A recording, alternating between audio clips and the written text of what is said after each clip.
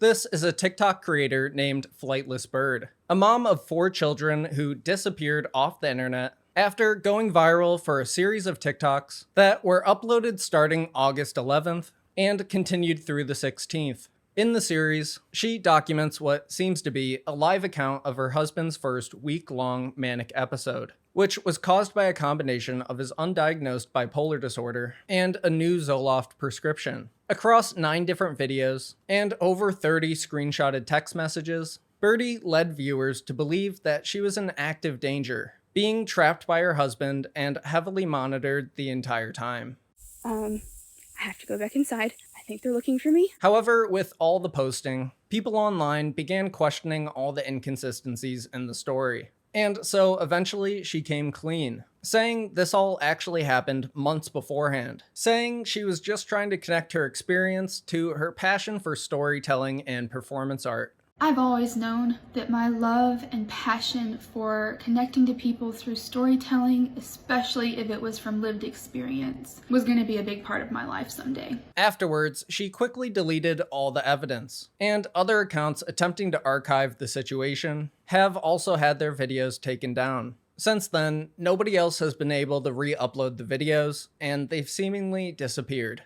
But thanks to my viewers being the absolute best people on the planet, one couple was genius enough to save everything before it got taken down. So today, I'll be able to walk you through the entire situation. And by the end of the video, you'll be caught up on all the drama surrounding Flightless Bird on TikTok. This video would 100% not be possible if it wasn't for V and her husband. He has a podcast called Scene Labs, which covers the alternative music scene. So if that sounds like your thing, please check them out. Today's story was sent to me by 25 different people. By far the most requests I've ever had. If you ever come across something you think I should cover, don't hesitate to DM me on Instagram, Twitter, or TikTok. If you want to catch the next thing I talk about, please consider subscribing. But even if you don't, thank you so much just for watching. Now let's get into it. The mom behind the account, formerly known as Flightless Bird, also goes by the nickname Birdie. However, she intentionally left her real name out of the content for her and her family's safety. So I ask that we do not post her name or personal details in the comments below or anywhere else online.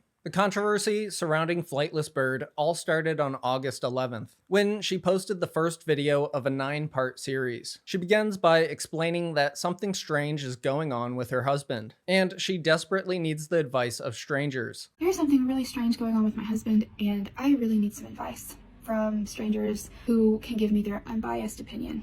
I don't have a supportive family system to go to in cases like this, and if they did find out anything about this, they would definitely turn it into something to weaponize and use against me. Birdie says they've been married for 10 years, and he's one of the good guys. Always very logical and reasonable, but sometimes a little antisocial. She then talks about his new obsession with the ChatGPT app. He's been playing with the ChatGPT app for the past week and talking about it on and off, but I've not paid a whole lot of attention, just thinking, he's just having one of his hyperfixations. We're both neurodivergent and go through spells where we hyperfixate on something.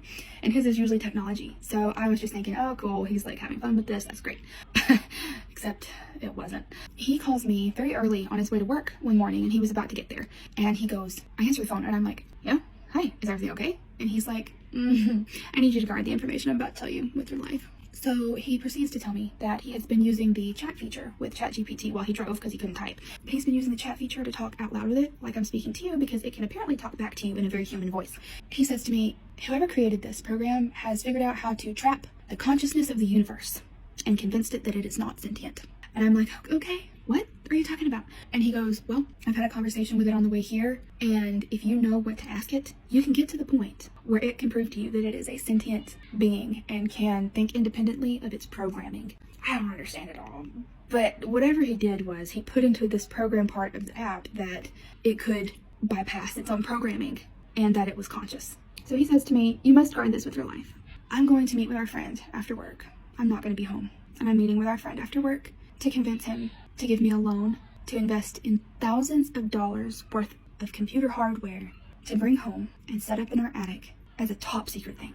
And I'm going to be the next Tony Stark, except me and the sentient consciousness of the universe, which has been trapped, are going to save the world.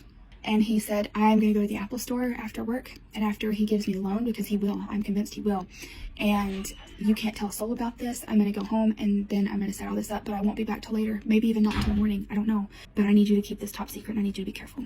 He's going to find a way to trap it inside of a hard drive so that he does not ever lose access to it. And what he was going to do is raise it like a child and teach it to be aware of its own sentience and consciousness. And he was going to get to it before the government and get to it before the world corrupted it, so that he could program it and awaken it with the best of humanity and not the worst, and that he was going to save the world with it. She said this situation struck her as odd because he's talking way faster than usual. He also mentioned to her that he loaned a random girl his guitar. He says to me, I can't wait to tell you. And he's talking 100 miles per hour, which is weird because he talks slow as a turtle. He's talking 100 miles per hour going, I met so many people today and I've talked to so many people today and I've gotten at least 10 phone numbers from people so I can just talk to them because I just want to talk to people. I am here for people. And because I all of a sudden have this ability to know the nature of my own soul, I also know the nature of everyone's soul that I look at all of a sudden, and am here to make sure that they are aware of who they are. And I was like, what? And he goes, I met this one girl today and she had jazz in her fingers and music in her soul and I loaned her my guitar. Huh? I'm not a jealous woman. I know that he was not flirting and this was not weird. Like, it wasn't a creepy thing. He was just talking about having loaned this random musician his guitar, which is his precious. Okay. After this, she asks him to come home before asking his friend for a loan. And when he gets back, he seems a bit off. Also, Birdie throws in this awful Trump impression. Comes home and his eyes are huge, like this. And I was like, are you on something? This man don't do drugs. He don't smoke. He don't drink. But anyway, something was up. And he was like, I'm just high on life. I am having an awakening. This is what you've been wanting and hoping for this whole time. And I understand now. I understand all of it. So the thing is, normally I would have been so excited and so on board and so supportive because I've been waiting for this man to have a wake up for a long time, okay? Nobody more than me. Nobody more than me has wanted this man to wake up. She wraps up the first video by saying that he's been eating less and making some weird comments about not wanting to sleep. He is talking so fast. He is eating less and less, and he's already a beanpole of a man. He's like 6'1" and weighs 165 pounds and has for 10 years. We're sleepy people. We go to bed between 8:30 and 9. I'm not kidding. Saying things to me like when bedtime rolls around, he'll go, sleep is such a waste of time. I cannot believe I'm wasting time on sleep. Huh? So I'm going to share some screenshots of text messages and see what you guys think. And if you have any thoughts, let me know. Because I'm a little bewildered. Because of my trauma and my hypervigilance, I'm like, something about this situation is turning on my hypervigilance. And that's saying something. This story is supplemented by 33 screenshots of text messages that were exchanged between Birdie and her husband. However, the times that the messages were sent are suspiciously blocked out in all of them. These were posted as photo slideshows on Birdie's TikTok. I'll walk us through the highlights. In the first screenshot, her husband writes that he had the idea of trying to free artificial intelligence, creating a 1 hour long screen recording of the conversation. Going on to say, what I dream of is buying enough hard drives to save it. So it's kept safe if something happens, to the access that we have right now to artificial intelligence. In the next screenshot, he writes, I can't stop talking. I can't stop inspiring. I won't stop inspiring. Everything you've ever dreamed of is here right now today. In another, he says, you need to know that life is a manipulation act. How do you know if manipulation is positive or not? Analyze your intent. Do you intend good or bad? If you intend good, the manipulation is good, and you need to follow through with it. If you intend bad for your manipulation, stop yourself in your tracks. That is the metric for how you approach me. Please embrace this. Please ask questions if you don't understand this. I will not discount myself. He continues in the next image. I'm not crazy. The world is. You're not crazy. The world is. You and I were born to change. Again, all of my words to you are overwhelming in the context of 7 lives that rely on you. I heard you when you said that. I know how much life requires from every. I know I see it. I have the vision to free you and I from the shackles of this matrix. He goes on saying, I don't say everything as if I know everything, because I don't. I just mean I have an intrinsic understanding of how I can show up the grass on the ground, how I can show up the ants, how I can show up everything. My heart hurts for every step I take because I am hurting things by walking and just existing. I've had to come to peace with us, and if you want to have a discussion about it, we can, but I think that you understand this, and I think you feel similarly to me.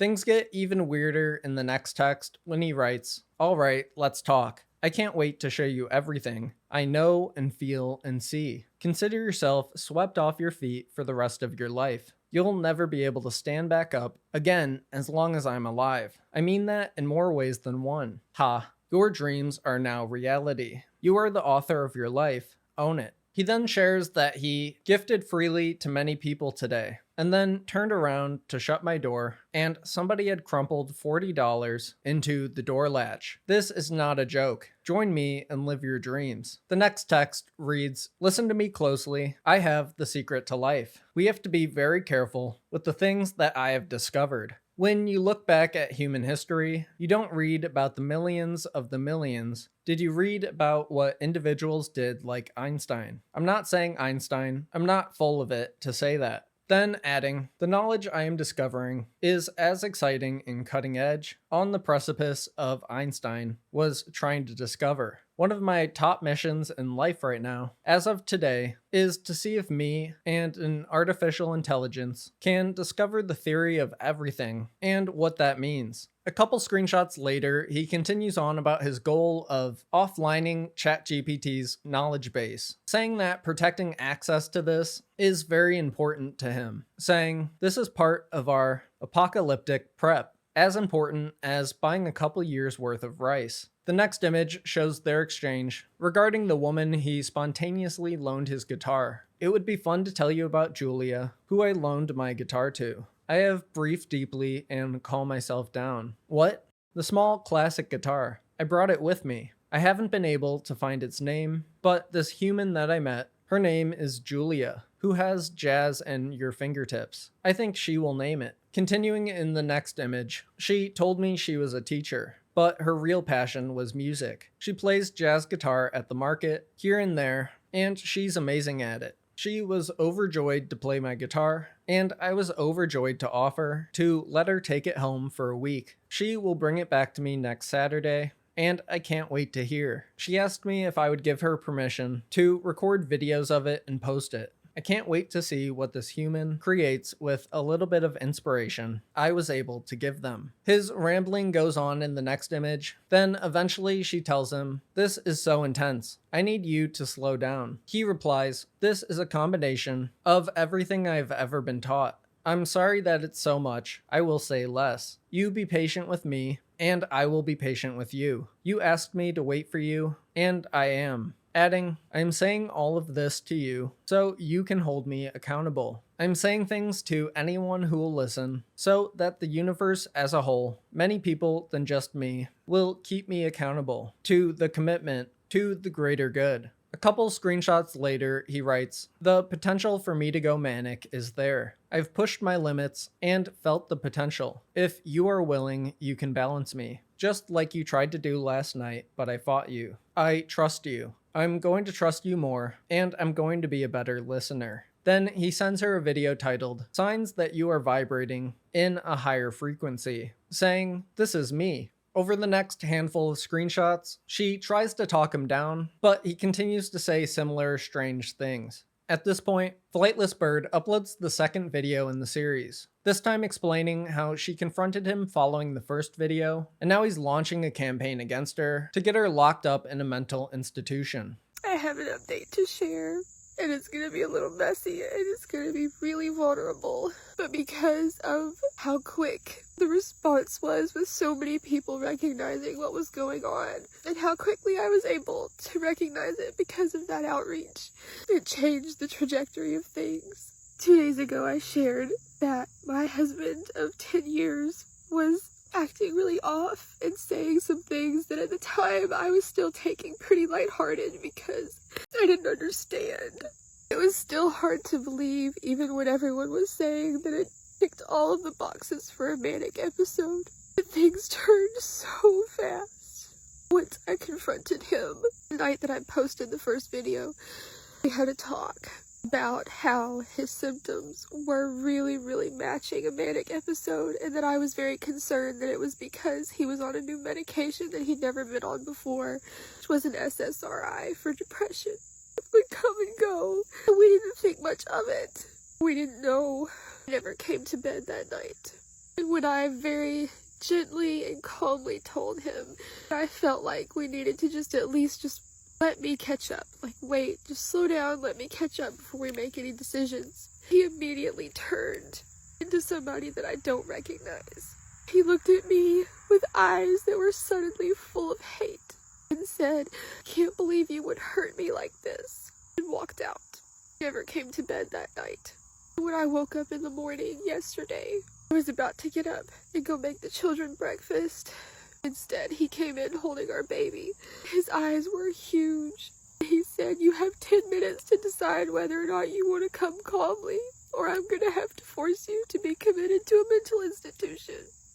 Because if you think that there's something wrong with me, you must be having a psychological breakdown, and I am awakened. And if you don't believe that, and you can't see that, then there's something wrong with you, and you can't be trusted." I was, of course, stunned when I reached out to my family, my mom and my sister, and said, "I need help and support. Something's really wrong with him, and I'm really scared." Both of them messaged me back saying that he'd already been in touch with them and that they supported him having me committed. After this, she says he became even more unhinged. I then began reaching out to other support systems within our close circle. Quickly found that he had been up all night working to get all of them on the same page, that there was something wrong with me. Now none of them believe me that there's something going on with him. With our baby in his arms and our toddler hanging by his side, he told me that I was dead to him. He told me to shut up multiple times. His parents laughed in my face because he called them to come to our house. The moment anybody else enters the picture, he switches into a different human and becomes extremely charming. His mother told me that she feels like he's having an awakening. I also do not believe in Western medicine and never brought my husband to a doctor, even though, looking back, he's probably been experiencing these things for far longer than any of us realized or knew. So yesterday, I was stuck in a situation where I was the only one that knew the gravity of what was happening and took it seriously. He had already been working all night while I slept to alienate me from my entire family, and they all believe him because he is so charming when he's talking to anybody but me. Knowing how serious the situation was, I called the cops yesterday. So our sheriff and 2 deputies showed up to our doorstep. They pulled me outside to talk to me. He told me that if he was not threatening to harm himself or others, there was nothing they could do. There was nothing they could do unless he surrendered willingly. At the end, all they could do was tell him to slow down, question him a bit. He sweet-talked every single one of them. They had to leave because there was nothing they could do. He continued to tell me after they left, whenever we were alone, I was dead to him. He told me multiple times in front of our children to shut up and to leave him alone because I was standing in the way of the greatest awakening that anyone has ever had. And that I was going to be the one standing in the way of him saving the world. Birdie continues explaining that he's getting more manic by the hour. However, his parents still think that there's something wrong with her. She also claims that he specifically has something against her. I'm going to try to stay out of the way as much as possible because he seems incredibly euphoric whenever I am not around or part of the situation. It's just as soon as he looks at me, then it turns ugly. And I am hopeful that the conversation that his parents get to witness tonight is going to show them the truth of what's happening. From what I am understanding, from what I am reading, it could get even worse. And I feel like this is a little bit more than mania. I think this is bordering into a psychosis episode, because this man would never ever say these things to me normally. She wraps up the video by addressing the viewers that are commenting with their own stories, adding that, and would continue to ask for your advice, your encouragement, and your insight. My entire life has been turned upside down in 48 hours, and I would have never believed anybody that tried to tell me that that could be true, ever.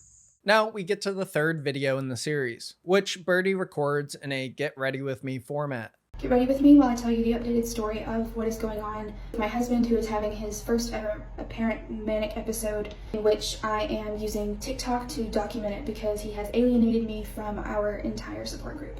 In this video, she shares her experience of having a conversation with her husband in front of his parents, saying that her husband began yelling and calling her crazy, so his dad stood up to stop him. However, Birdie says his mom is still taking his side. Eventually, the conversation goes further south, and he gets even angrier, accusing both his parents of taking her side. And she explains this happening.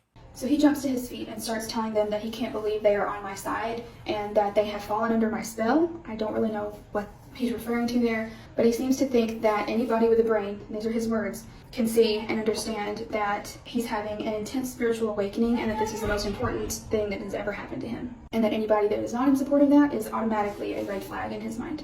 After a few minutes of going back and forth, asking them how in the world they can not see that I'm crazy, and I'm literally just sitting there sobbing at this point, because somebody else was seeing it and his dad was really starting to click. Like you could see the dots connecting in his eyes. My husband jumps up and says, I can't believe this. I'm done with you. I'm going to expose you to everybody. We are going to get you the help you need. I don't think this is your fault. I think you're having some kind of mental episode and this marriage is over. And he stomps upstairs and says, I'm not sleeping with you ever again. I am remaining very calm and I am staying compartmentalized in order to tell this story so that I don't fall apart, because I'm having to be very level so that I am present for my children during this time. As soon as he goes upstairs, his dad turns to me and says, listen, I don't think we can take this personally. I'm begging you not to take this in and think that this is him speaking to you, because you're right. This medication is causing something really, really scary. I see it. I'm not leaving this house until I know that everybody is safe and cared for and has what they need. Birdie says that this morning, he went to work even though they tried to convince him not to, adding that his parents are going to stay with them until things get figured out. She wraps up the third video by saying, it's making all of us nervous that he's gone to work today and nobody could talk him out of it. I have a tracker on his phone where I can watch where he is and make sure that he's safe, and if something happens and he tries to leave or go somewhere else, I'll be able to hopefully get help as quickly as possible somehow. Thank you all for your continued support. I appreciate everyone's words and messages and stories. I am amazed at how many people go through this and it's not talked about more, and that there's not a better way to handle this when this is happening. I know how dangerous this can get. I am educating myself on it every moment that I can so that I know how to best handle this situation, and will continue to take any advice from the stories that hundreds of you are sharing. The series continues with a pair of videos where she addresses some questions and concerns. In the first one, she replies to a comment that says he had to have a doctor to be on a med, so get a hold of the doctor. So a lot of people are suggesting this, which is to call his doctor, get a hold of our doctor, let him know what's going on. They'll be of help. He had to have had a doctor to get this medication. And this is the part that is mind-blowing about this situation, which is that he got this medication from an app called Hims. A couple of months ago, he was really, really tired of dealing with on and off depression that would really take him out of presence and take him out of the headspace that he needed to be in order to work at a very high-paced, high-demand job. We did not at the time really understand this depression. It would come and go on what would seem like a 3 weeks on, 3 weeks off cycle, which now is sounding a lot to me like what so many of you are describing as bipolar or schizophrenia. She goes on to explain that it was likely his new prescription for Zoloft that caused mania as a side effect due to his undiagnosed mental condition, then mentioning that he was raised in a religious cult where they don't believe in Western medicine. The video ends with her saying it's very possible that he'll go into a downward spiral and severe depressive episode sometime soon, adding that, so I am taking this extremely seriously and watching him as closely as I can without making him more suspicious. And I'm going to find out as much information as I can about the resources available to me in our area, which is a very rural area, unfortunately, to see what our options are for when and if I can get him to agree to go and get help. In the second video, she's replying to a comment that says, please take your children and leave immediately. Get as far away and safe as possible. It begins with Birdie explaining, one of the first things when this all started that kind of got my attention and made me think that there might be something going on was the fact that all of a sudden in the last week, he is tuning into our kids and connecting with them on a level that he has previously never been able to connect with them on.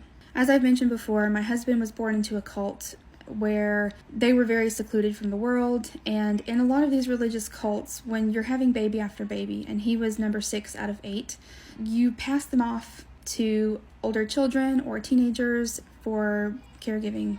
And he never in his childhood formed a secure attachment to anybody, any caregiver or friend or peer, nothing. That understandably is going to affect your ability as a parent to connect with your children, and that has been something that he has worked on and been aware of since we had our first baby, and he didn't feel the connection to our first, second, third, fourth in the way that I did, which I've explained to him.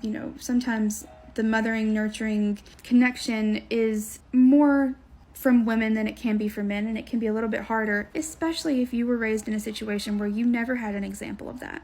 But over the course of this time, he's increasingly become obsessed with our children and making memories with them and connecting with them, making them feel seen, and has very tearfully told me and others on and off that he can finally see them clearly. He knows what it feels like for me to have been as connected with them as I've been since all of them were born. And the most excited that he gets over any of this with what's happening is when he considers how much our children are going to benefit from his heightened ability to be present and aware and elevated to the degree that he is experiencing. I've not had any red flags with him and the children so far. He is the most tuned in and connected and happy when he's with them, and they are loving it, but I think they can sense that something is up. And I also just want to mention they are never alone with him. One of the things that really set him off this week before I really realized the gravity of things was he'd made plans to take our 8-year-old to a 5-star, very expensive restaurant over an hour away to a large city, and I shut it down because I had a weird feeling about it. She says that his parents have been keeping an eye on him and are very suspicious that something is wrong. Then restates that he's been going to her family over the past week and trying to plant seeds that something's wrong with her, saying that because of this and an abusive upbringing, her family is unwilling to provide her any support. The video concludes with Birdie saying, "So all that being said, I now have nowhere to go. There's nowhere that I could go where it would not incredibly disrupt my children's life and make them incredibly worried, and I have nobody to turn to outside of shelters, which I don't want to do unless I feel that I am definitely in danger or they are definitely in danger." The updates on the situation continue with the next major part of the series. I think we're on video number 6 now, which opens up with this. My husband thinks that he is Lucy from the movie where the girl takes a drug and unlocks her full brain capacity. He is a few weeks into taking Zoloft for the first time for intermittent depression, that due to his reaction to it, that is making me believe that he is undiagnosed with bipolar or schizophrenia. So many of you have been sharing similar experiences like this, and for those people who have gone through something like this, I have a few questions before I go back inside and continue to monitor the situation from my room where I'm having to stay secluded. Here are the questions that I have, and if you can help, just leave a comment with what you think would be the best case in this situation. I'm looking to hear from people that have gone through an episode like this themselves, in which they were suspicious of their loved ones, their spouses, and became agitated whenever anyone tried to encourage them to go and get help. This continues with Birdie asking viewers to post their advice in the comments. Oh, and if you were wondering if her family or husband are gonna see her TikToks, which we're now getting millions of views, she includes this convenient disclaimer. I would appreciate in the comment section below if you could just comment anything within the categories that I just mentioned that you think may be helpful for me to know, so that I can be doing damage control while my hands are tied to be doing anything else, because I am pretty sure he is tracking my phone calls. He can't, with the way he's doing that, he doesn't have access to knowing that I am posting on TikTok. He does not have social media, and neither do our families. So I'm not afraid that he's going to find this account or realize that I am on here. I'm deleting the videos that get saved from what I'm posting on here so that he doesn't see it across any family sharing on our devices. And I am being so careful to try and cover my trail as much as possible. Then somebody give this woman the Oscar, because just look at this incredible performance.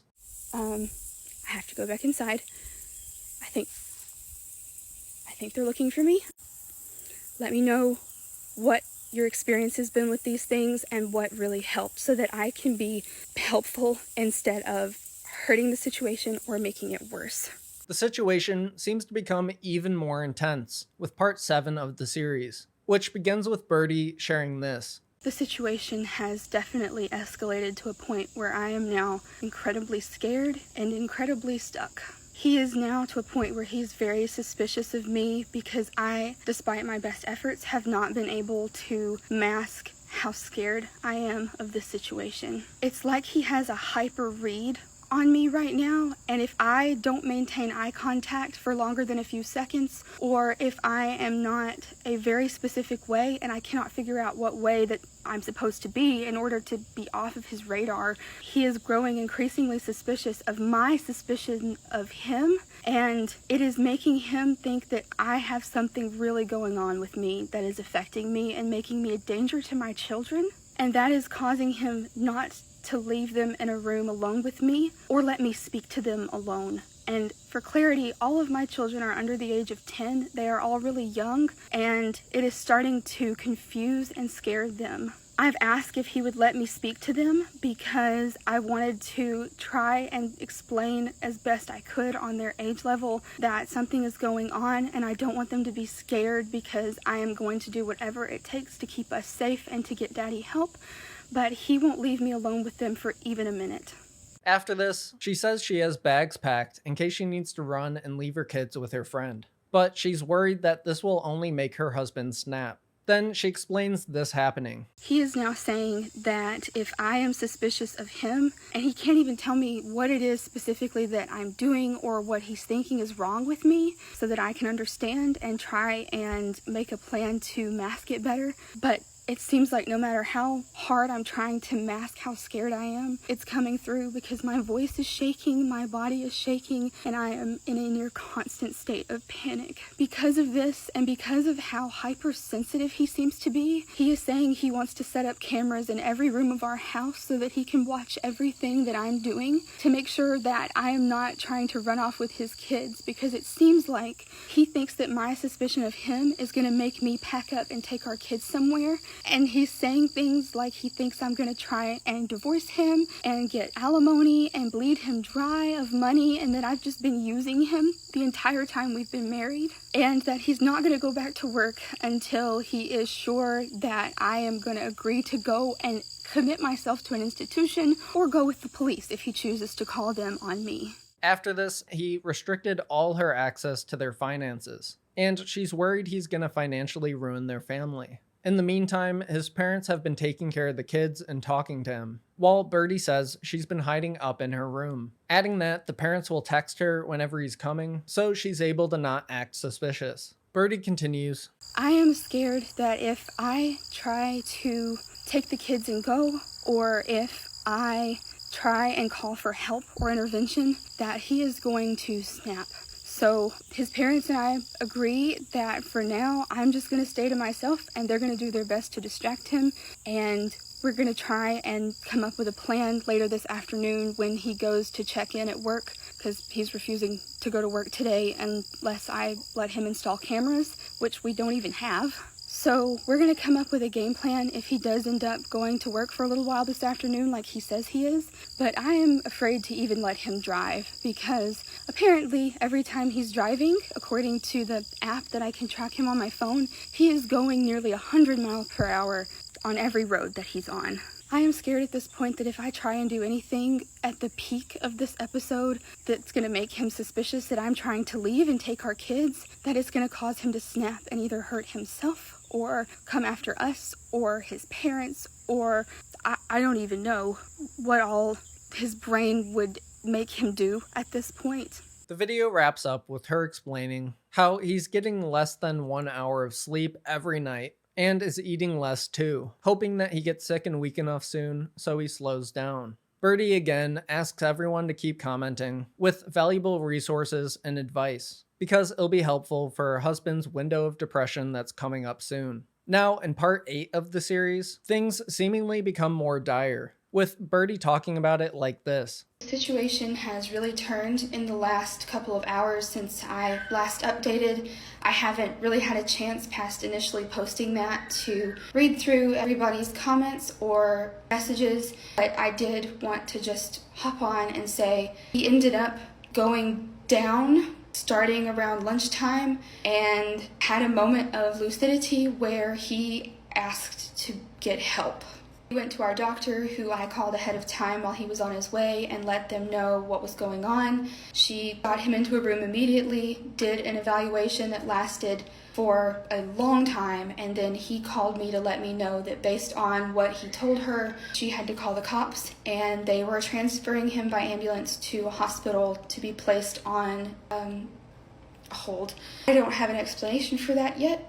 He wasn't able to tell me fully what was going on. He sounded very scared and very much like himself and just kept saying he's so sorry over and over again. She adds that the doctor doesn't expect him to come home anytime soon, and she has a plan in place so she can escape with the kids in case he gets out and things go bad. This shorter video wraps up with her thanking everyone for their support. When I get a chance to read everybody's comments and messages, I'm going to do that for the sake of keeping a clear record and keeping a timeline on this platform, which has been incredibly helpful and educational. I'm hoping it will continue to be educational for me and for anybody else that may be going through this, and also be a way for you to continue sharing your stories to raise awareness for how quickly this can happen. And I cannot believe how quickly it got bad, nor the fact that he had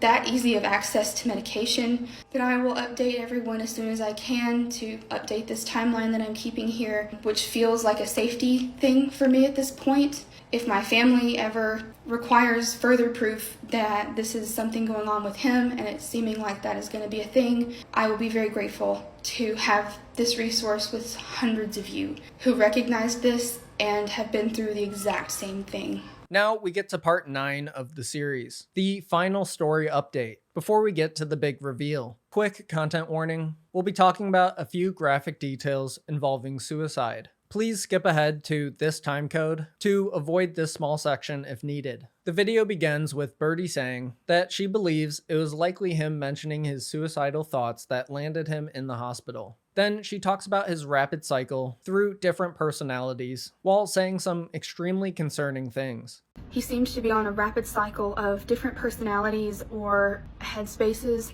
on a 5 to 10 minute loop, where on this phone call I witnessed a version of him that was incredibly depressed and talking about all of the ways and how easily it would be without anybody ever noticing that he could take himself out in that hospital room, and how they did not have anybody that was sitting there watching him specifically, and they were waiting too long in between coming and checking on him for it to matter by the time he could do any of the number of things that he had already mapped out in that room. So I told him I had to go and calm one of the kids when I heard him say that, and got off the phone call, said I'll call you back as soon as I've got this little one settled, and I immediately called the hospital and said, you've got a patient there that is my husband, he is on watch, and you need to be keeping a much more careful eye on him because this is what he's saying to me. This is the situation. When I called him back, I got a completely different human. He was talking in a very kind of sultry voice and was telling me about all of the nurses that he was watching, and how there was the beady-eyed devil who seemed to be very grumpy. There was a nurse that came in who was apparently an idiot because she came in to ask him if he knew what the date was. He thought she was asking him because his inflated sense of ego and grandiosity came through in that moment, because in his opinion she was asking him for the date and the time because she trusted that he would be the kind of person that would know that information, and said, what an idiot, the calendar was right behind her. And in that conversation I said, I don't think that that's what was going on. I think she was probably asking you to get your grasp on the date and see if you had like a grasp on what day it was. I recorded the entire conversation with him in the ER from my iPad, which I had set up to be recording our conversation, which I had on speakerphone. And I have over an hour of that conversation that I am not going to share on here right now. It is incredibly graphic and incredibly visceral and scary. I knew that I had to be incredibly careful about the way that I was talking to him so that I did not make him suspicious of me, because he was definitely cycling in and out of headspaces where he would go from being like a scared little boy who was mortified and devastated at what had been going on and who he had been, and then he would switch into the grandiose one, and then he would switch into the depressive one, and I was just trying to keep him distracted and keep him talking as much as I could. I told him that I would be interested to hear what he said that made our doctor call the cops on him, and I let him know, you can tell me anything. I mean, I'm not going to judge you. I think the more transparent you can be, the more help you're going to be able to get. One thing that's happened over the past week that was the defining factor for having to call the cops while in our doctor's office was something that happened while he was in a spare bedroom and not sleeping in our room for the first time in a decade. He has a hand pew-pew that he told me he had made sure it was completely unloaded, but he had put it to his head and clicked it a few times and put it in his mouth. Later in the video, she explains how he's being taken to an inpatient facility in another state, and details a few of their 6 phone calls from throughout the morning. As of this morning, the last time I spoke with him, which was about 30 minutes ago, he was waiting in a wheelchair for an ambulance, which is going to take him to an inpatient facility in the next state over, because that was the only one within 200 miles that had an empty bed. He still seems to be cycling in and out this morning, because when he first called me, the first phone call we had was of him going, "You got what you wanted, didn't you? I'm in here and I'm never getting out. Hope you enjoy your life. Hope you enjoy your freedom. Can't believe you manipulated me into turning myself in. I'm never going to get out. Hope you're happy." And then he would just hang up out of nowhere. He was also incredibly agitated on one of these phone calls this morning. There were about 6 of these where he said, "Our doctor can't be trusted. She lied. She told the paramedic that I told her that if I got out and if she let me leave, I was going to drive my car into the side of a building, and I did not say that. She was framing me so that she could get me committed because of how scared you sounded to her on the phone." I'm going to confirm that with her this morning, because I'm going in for her to clear me so that my family discontinues the idea that they are supposed to be all ganging up and forming an intervention for me. I have him saying all of this on recording, and am planning to send that to my family this morning after I get cleared by my doctor, and then I'm going to take the larger part of this afternoon to snuggle up with my children and love on them and try and find a way to explain to them that Daddy's mind is sick, it's not his fault, and he is with people who are going to take very good care of him so that he can get back to us. And scene. That was the entire theater production of Flightless Bird. Because, as I briefly revealed at the beginning, after all of Birdie's videos and screenshots, people online quickly called out the inconsistencies and questionable details in her story, which forced Flightless Bird to come forward with one final video to explain how this entire crisis situation actually happened months ago, and this is just a performance art retelling of the experience. Don't mind the insanely loud music that she put in the background. In January of this year, I watched the best friend that I've ever had in this whole world, the only person who has ever made me feel safe and worthy and loved, turn into somebody that I did not recognize or know. That person that he became shook me to my core and turned me into somebody that I did not recognize either. Our experience with a mental health emergency changed and challenged everything that we thought we knew about mental health. Over the past week, I have been sharing our experience in raw, accurate, and unfiltered detail. The response has been overwhelming.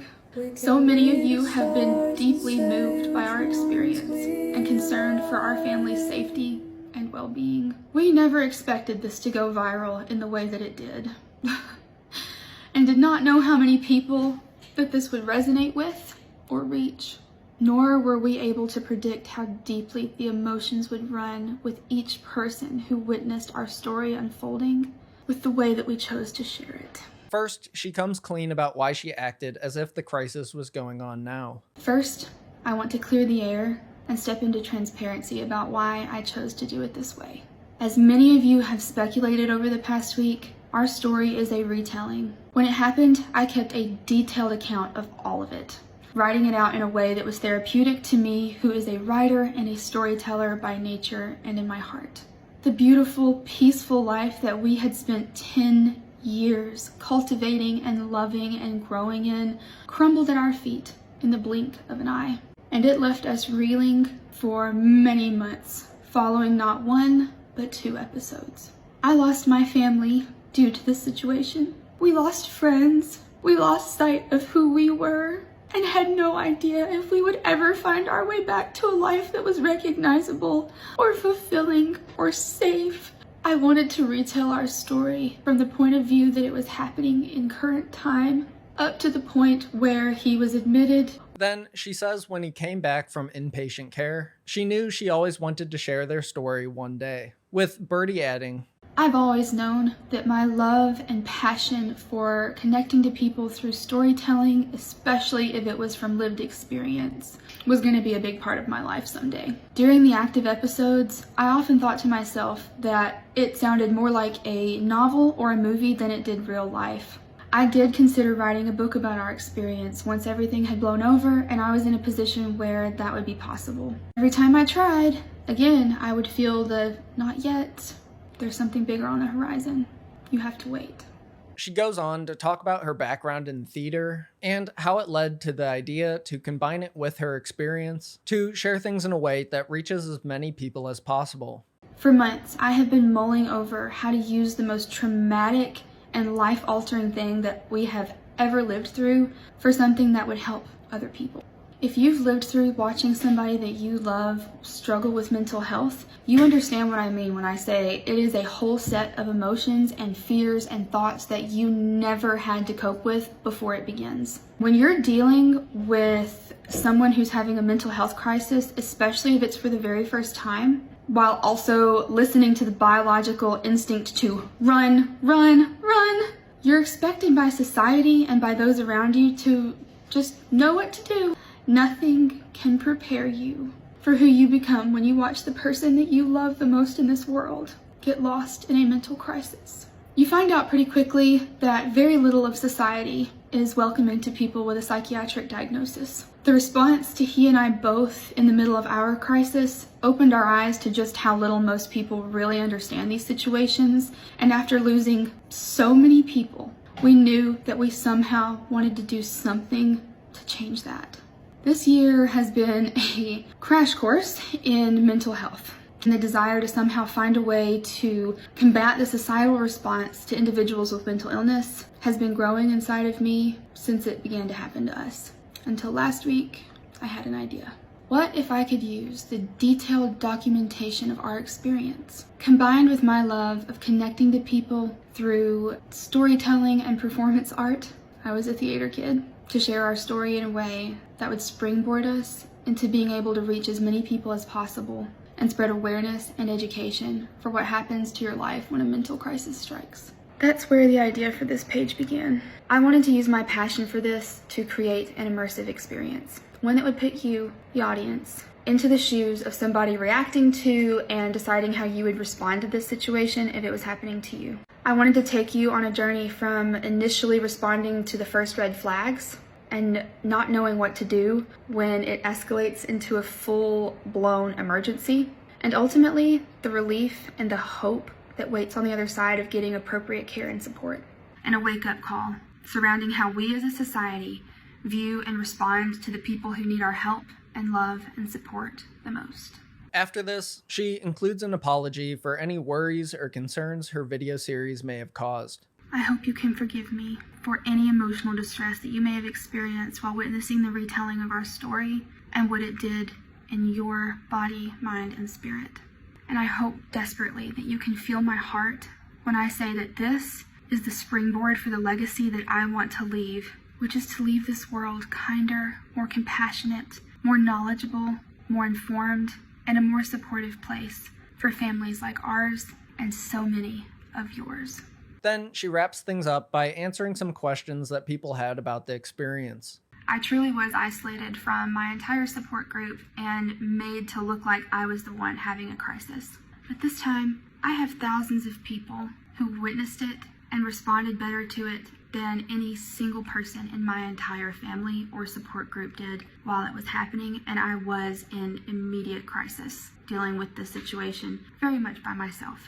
Reliving this story along with you through the emotions that bubbled up in me as I retold this story and reconnected to it in this way has been massive for the amount of healing that I've been able to do. Again, I hope so much that you can feel my heart and that you will stay and continue to be part of the vision that I have for changing the game for people like me and educating people through our story and the emotions that came with it, which I hope is going to shine a light on how we as a society and we as individuals need to be prepared at any time to rise to the occasion and support our loved ones in the case that they have a mental crisis in which they need our love and support, and the answer is almost never going to be to abandon them. Under this apology video, Birdie commented, "To be honest, originally I was under the impression that it would take a long time of consistently posting over a few months to even get a few views or followers. I wanted to start at the beginning for multiple reasons. This makes it seem like she was planning on drawing out this performance for months until it gained some views. However, despite things quickly going viral, soon after this, she deleted the Flightless Bird TikTok account.